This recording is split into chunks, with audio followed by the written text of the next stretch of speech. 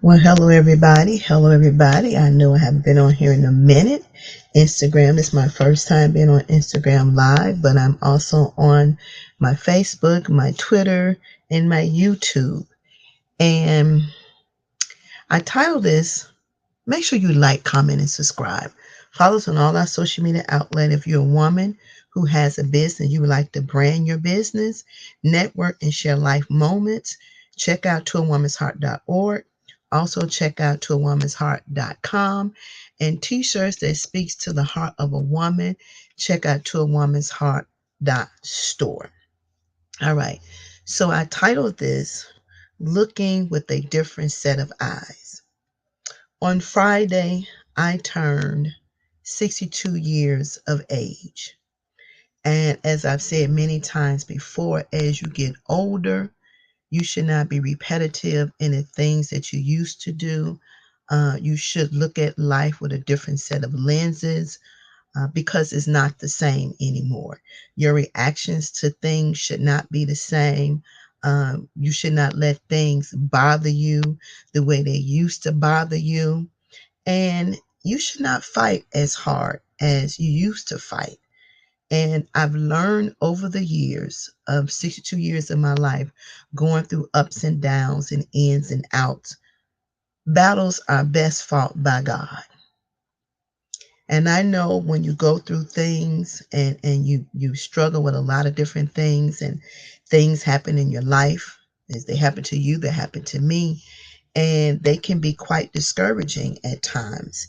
And some things that people do and say could be very disappointing and hurtful. But we should take it to God and leave it there. Is it easy? No, it's not easy. Nothing that happens to you in life is easy when you're in a situation or circumstances. But as we grow older, we learn things in life. We learn how to cope with things. We learn, as my niece said, how to protect our peace. Say what you got to say, do what you have to do, and keep it moving. And one thing that's really important for us to all understand, you don't have to fight your truth. You don't have to fight with your truth. You don't have to tug a war with people about your truth. When you know your truth, there's no need for you to put up a fist. There's no need to put up a struggle. There's no need to put up a fight. But we also should know, whatever the circumstances or situation may be, people should know who you are as a person. They should know your character. They should know what pretty much you will do and what you will not do. But we've come to be individuals that live in a box. Some of us, we're only concerned about what happens in our arena. We're not concerned about what we say, what we do, how it affects somebody else. And it's so much going on in the world right now that we should reevaluate some things. And a lot of times we have to do self reflection. And a lot of times people put us on pedestals that we ourselves have not placed ourselves on those pedestals. We're not perfect. And I said this a million times. Every chance that you go to bed and every time you get up, there is an opportunity for you to make a mistake. There is an opportunity for you not to do something right. There's an opportunity for you not to say something that's right. There's an opportunity for us to make mistakes. But in making those mistakes does not mean that we should give up, we should quit. What it means is we should learn from those mistakes and don't be repeat offenders, and then learn how to move on. We're only accountable for our actions. And I've said this many times before. When it comes down to God and we say that we love God and all this stuff and you know, we have levels to who we are as an individual. And we can say where we're standing in a situation, and we can say that our intentions are good. We can say that we are loving. We can say that we're compassionate. We can say that we're forgiving. But you know who knows what we really are and who we really are? That's God. And it's so funny that God knows our intentions, our true intentions. God knows our heart. God knows our desires. And so when you do say, react to what people have done or said or reacted to, you have to look at that thing. And then you have to know that you can't go backwards and then say, um, don't do this to me, but I can do this to you. It doesn't work that way. Now, we're good at asking people to forgive us, but we're not good at forgiving others.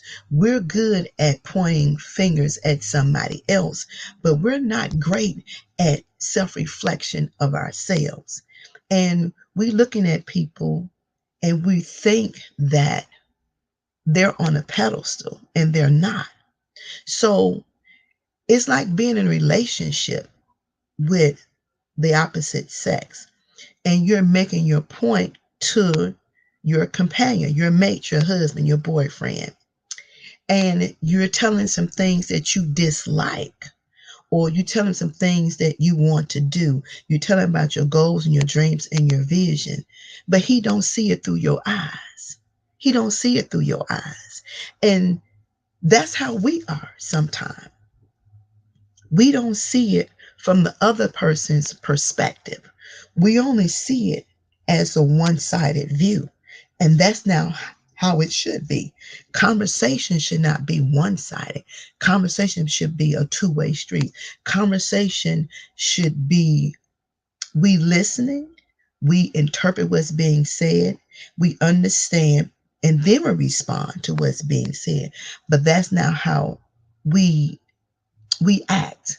We are very much so individuals who react to a thing, um, which probably sometimes could heighten it or cause more heat to the fire. But we never stop, some of us, to look at the perspective from somebody else's eyes. It's just like me. My son is deceased, right? And it's like me talking to another woman who has not experienced the death of a child like I've experienced the death of a child. And so when you're talking to her, she really can't understand and digest what you're saying about how you struggle with the death of a child because she can't envision that from your eyes. You know why? Because she's never experienced that. So she can't envision that from your perspective. We think that we know people's situation. We think we are experts on individual lives, and some of us are good at prejudging without even knowing the total story. And then when somebody take the time to explain to you, you still can't see it from their visual view. You can't see it from their side of the fence. You can't see it, and neither can you understand where they're coming from. And sometimes we don't understand because we don't want to understand.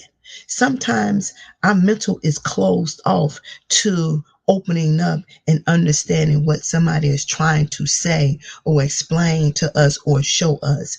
We are easily detached and we don't understand. And sometimes it takes months and years down the line and something similar situation happened to you, and then you'll get it. Then you'll have the revelation. Oh, that's what it meant. So all the time when circumstance and situation arises and somebody's talking about something, they don't want all the time for you to give your opinions. Sometimes they just want you to understand from their side of the fence, to see it how they see it. And if we would learn how to do that, a lot of arguments, a lot of conflict would probably be settled. But I say it all the time, when we can understand that we are not perfect individuals, we are imperfect people. and we make mistakes. And if we would marinate, let it digest in our spirit, we hold people to a certain standard. We have unforgiveness. We don't have no empathy. We don't have no sympathy. We don't have no compassion. Um, we don't have no love. And sometimes we don't even have a little bit of like. But the same thing we don't have for our brothers and sisters who I see daily, but we have so much of that for God who we have not seen. What does that say about you as an individual? And what does that say when God sees what he sees and know what he knows? What does that say about you? Now, we talk a good talk. That's all of us, including myself.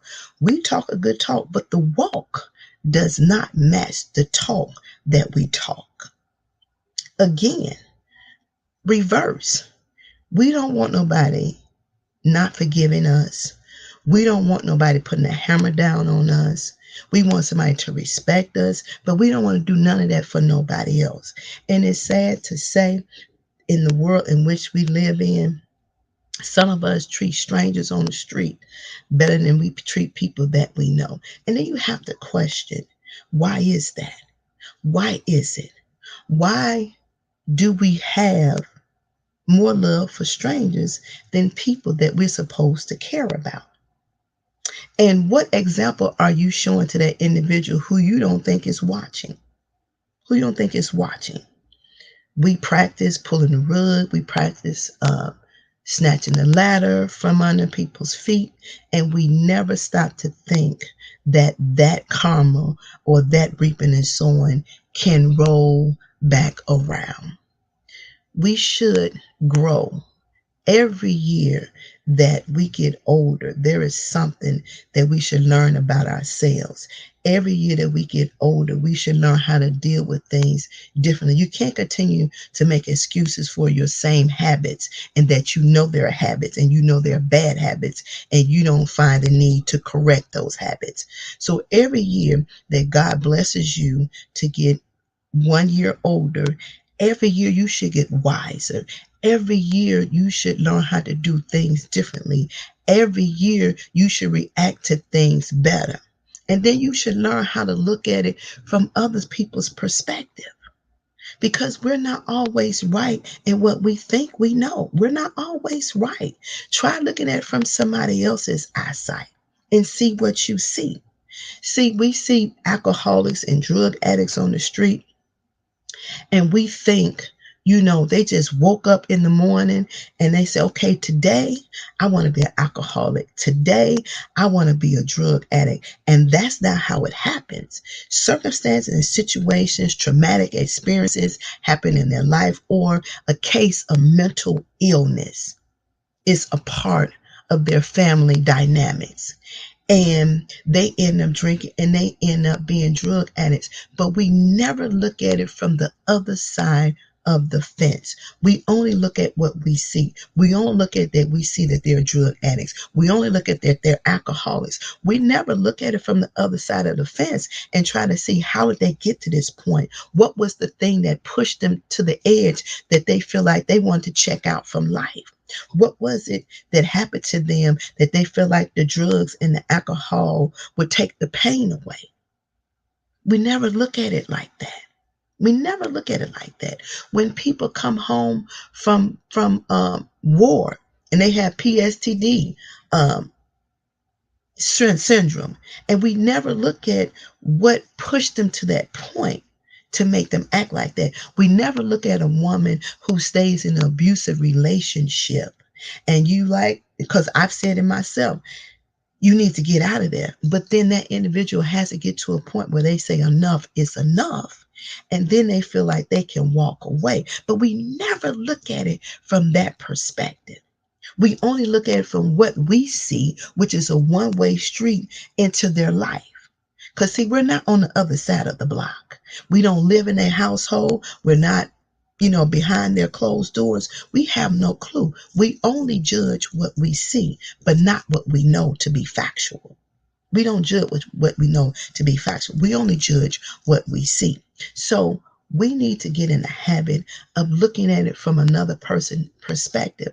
And all the time, people don't do things intentionally to hurt our feelings or make us feel bad, but we don't feel that way because at that point in time when it's happening, yeah, you upset, you're hurt, and you're mad, and that's understandable. But once you have a chance to back up from it, digest it, reapproach, and think about it, your perspective should change. It should change. So, do we live a life of unforgiveness and still talking about we love God? Do we live a life of hate for people and still talking about we love God? Do we live a life of not having sympathy or empathy for anyone and still talk about we love God? Do we live a life of unforgiveness and still talk about we love God? Because, in a sense, that's being a hypocrite. That's being a hypocrite because God loves us beyond our faults, our shortcomings, our disobedience, and we disobey Him second, minutes, hour, days, week, months, and year, and He has not cut off our breath. Now, we didn't went through some things because of our disobedience, but He does not do us like we do other people.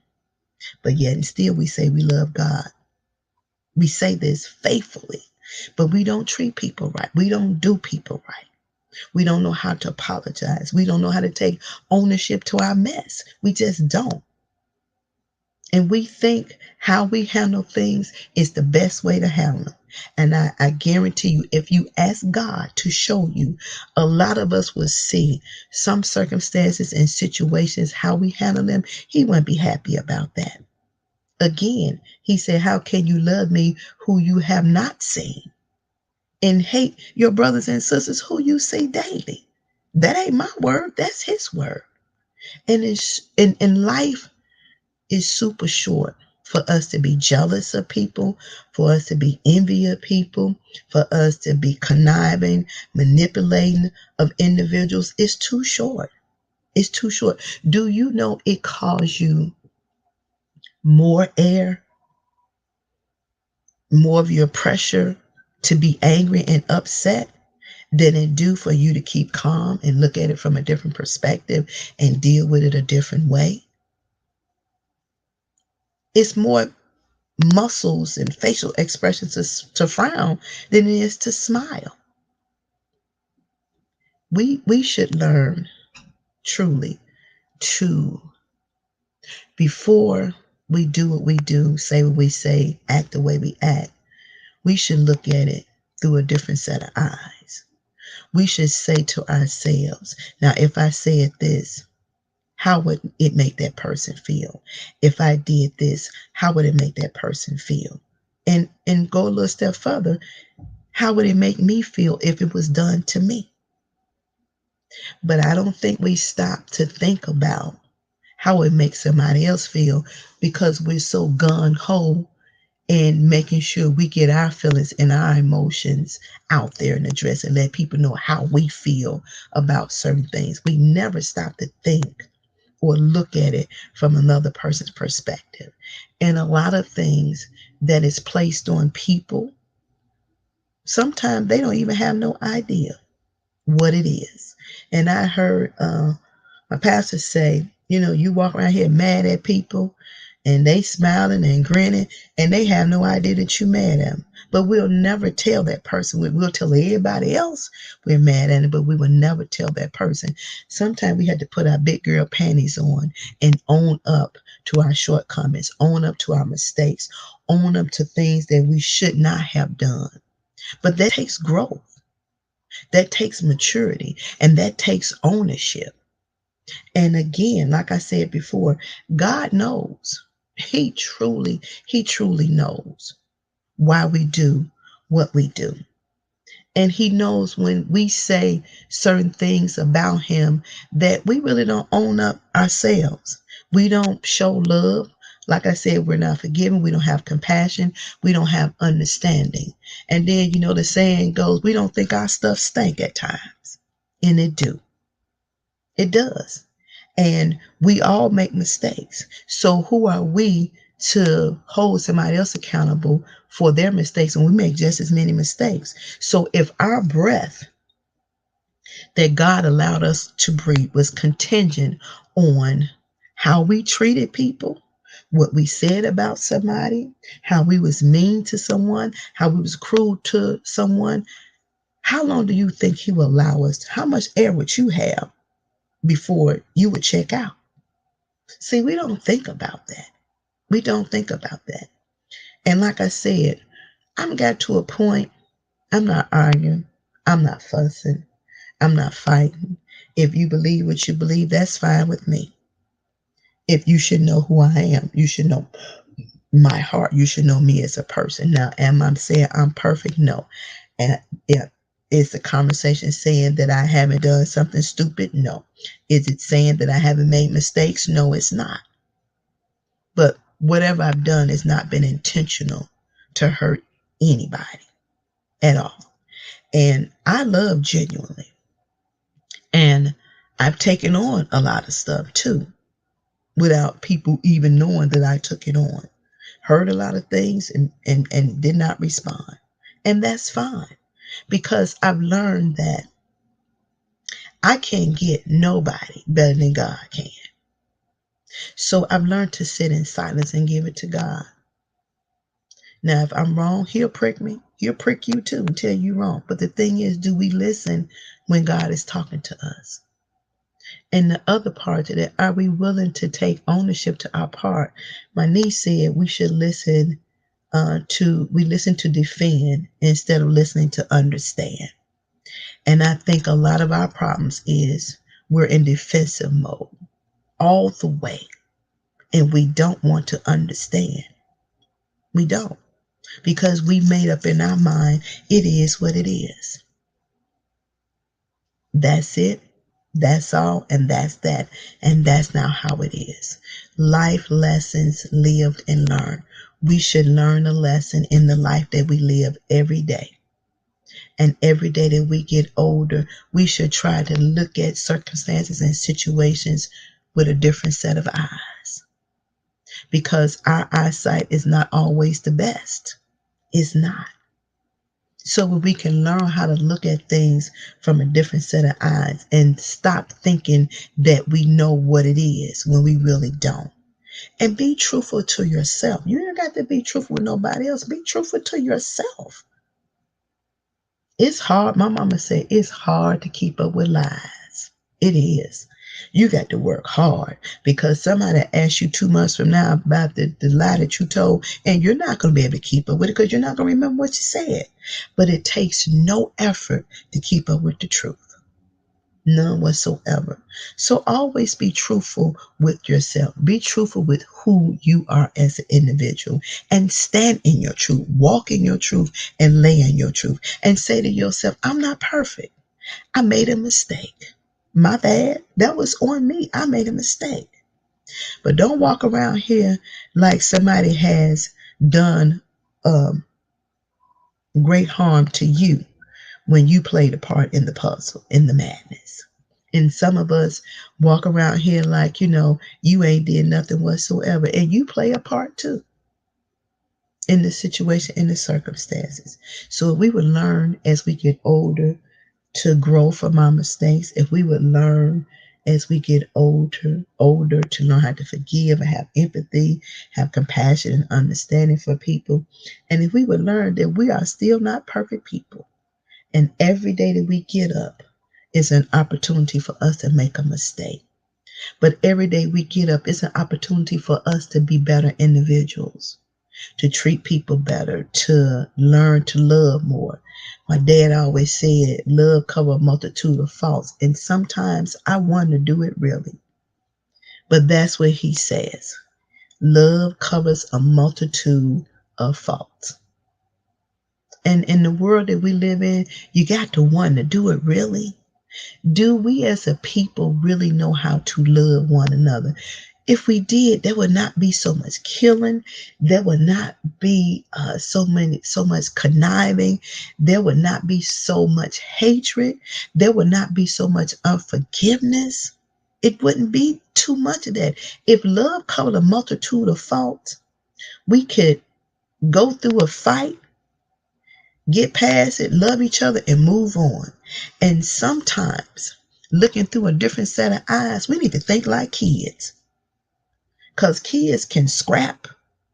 They can fuss and fight. But baby, let me tell you, when they get through scrap and fuss and fight, they going back in that playground. They going to get on that swing. They going to get on that slide board. They going to get in that monkey bar, and they going to keep it moving. Life is so short. People are dying from cancer. People are dying from still some effects of COVID. Now we're dealing with monkeypox. You got carjackings. You got teenagers carjacking. You got mass shootings. And we don't think that we should look at things from a different set of eyes. We don't think that we should self-reflect. We don't think that we should take ownership to our foolishness. We don't think that we should learn how to love, have forgiveness, understanding, and compassion, and empathy and sympathy for people. We don't think. We think we always going to be a good ground, and we're not. We're not. God allowed things to happen for a reason.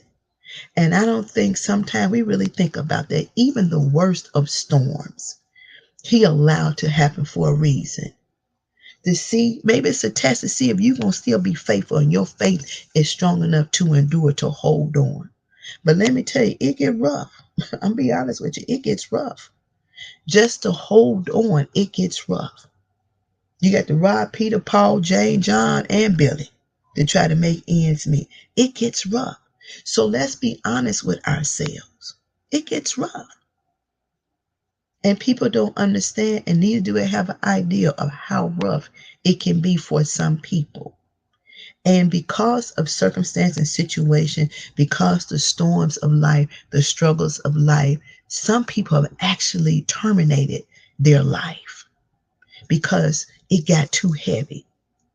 So that's why I say, look at the situation from a different set of eyes. Whatever it may be, that alcoholic, that drug addict, that woman who stays in an abusive relationship, there are reasons that people do what they do. And it may not be the reason that they think they are. Because we only see it from one side of the fence. We don't know what's happening on the other side of the fence. We don't. We have no idea. But if we learn how to look at circumstances and situations from a different set of eyes, have a different perspective before we prejudge or make judgment on some things that we think we know and we don't know, I think this world would be a much better place. I think the compassion will come up. I think that love would be more prominent. But until we learn how to look at it, any situation from a different set of eyes, we're going to continue to be where we're at. Stuck. We are. And we want God to bless us, but we don't want to bless nobody else. We want God to be good to us, but we don't want to be good to nobody else. We want God to love us, but we don't have no love for nobody else. We want God to forgive us, but we have no forgiveness. We want God to have compassion for us, but we don't have no compassion. We want God to make a way for us, but we ain't making a way for nobody else. And that's sad. And it's really time for us to have self-reflection of who we are as individuals. Because we're only responsible for the person whom we look in the mirror at. We're not responsible for what nobody else say and what nobody else do. We're only responsible for ourselves, our actions, our motives, our desires, our dreams, our goals, and even our reactions. We're only responsible for that. And sometimes people come in our lives to provoke us, to take us out of character. And some of us allow them to provoke us to take us out of character so they can say, see, I told you she wasn't who she said she was. And that's not even true. It could be a point in your life that you have gotten fed up and enough is enough.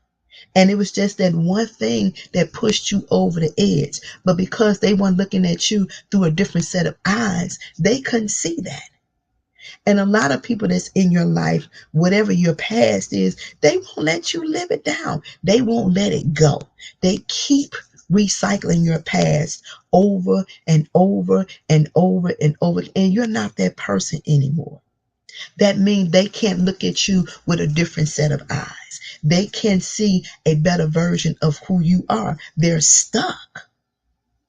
And in that sense, we should know not to let what they say or do bother us. But sometimes we do because we are emotional creatures, and that's understandable. But sometimes God allows us to go through things to build our strength, to build our endurance, so we can get some tough, thick skin so we can endure it.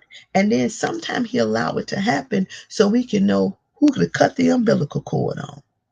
And there is nothing wrong with cutting the umbilical cord. Babies survive better when they cut the umbilical cord as they exit the womb of the mother.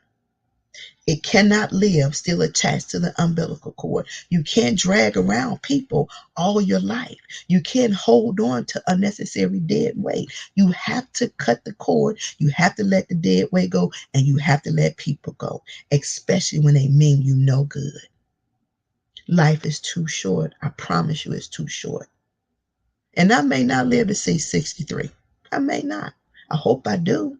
I hope God blesses me to live to see 63. But I'm telling you, in my years of life, I've been through the death of a son, a 3-year-old. I've been through the murder of my father. I've been through the death of my mother with pancreatic cancer.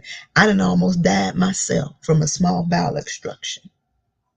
I done had at least 8 surgeries. So looking through the lens with life with different set of eyes, it's a must and it's a plus. Every day we have to look at things differently. If we don't, we'll always be in the rearview mirror and we'll never look through the windshield of life.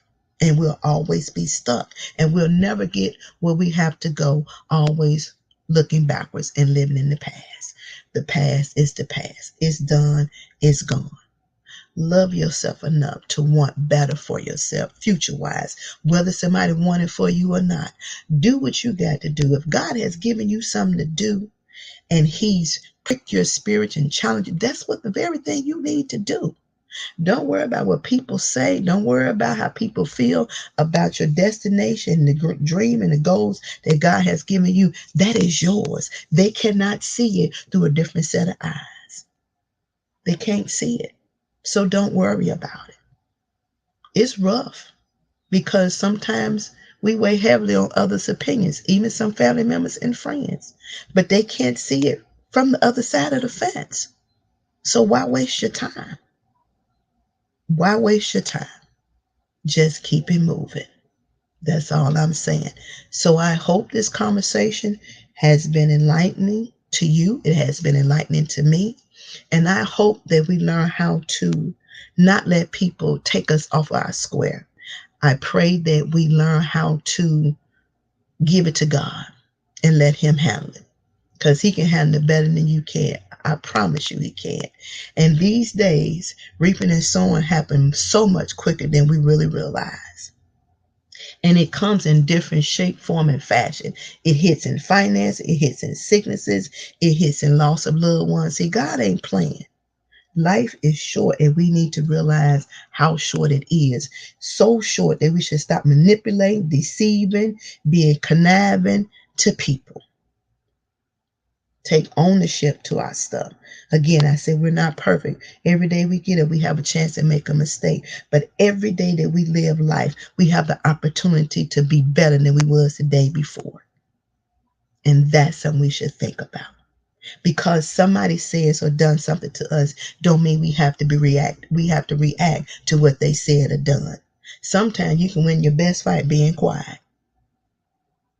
It don't take a response. Just be quiet. Step back, get out the way, and let God deal with it. I always tell people I put my problems at the feet of Jesus and tell Him this yours. I'm walking away from it. You got it. You take care because He can handle it better than you can. I ain't losing no sleep. I'm not having no upset stomach, no migraine headaches. I'm not. Life is stressful enough on its own with things you have to deal with without letting others stress you out in your life. Bottom line. So look at it from a different set of eyes. Sometimes you standing or sitting, walking, laying in the middle of a storm because it may not be for you. It may be for somebody else. You don't know. Maybe somebody's sitting in the corner watching. Let me see how she handles this. If she handles this good, then I know I can handle mine. And we never realize that. We never look at it from a different set of lens. We never look at We lose a job. We get down on ourselves thinking we have done something. But you don't know. If you look at it from a different set of eyes, God may be trying to bless you to get to something better. You don't know.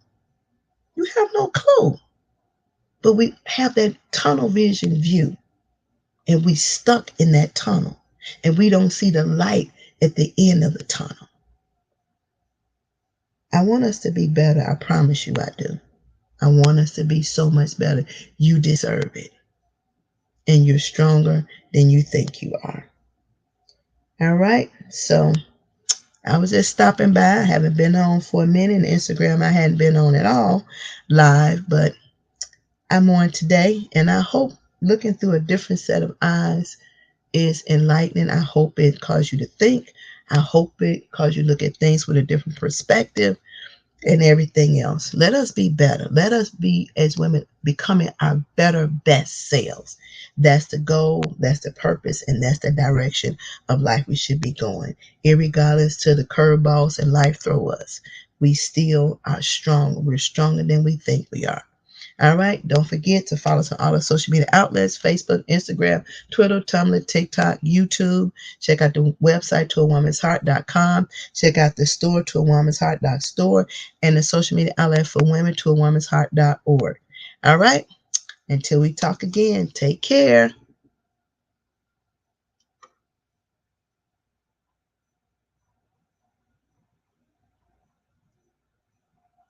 Let me see.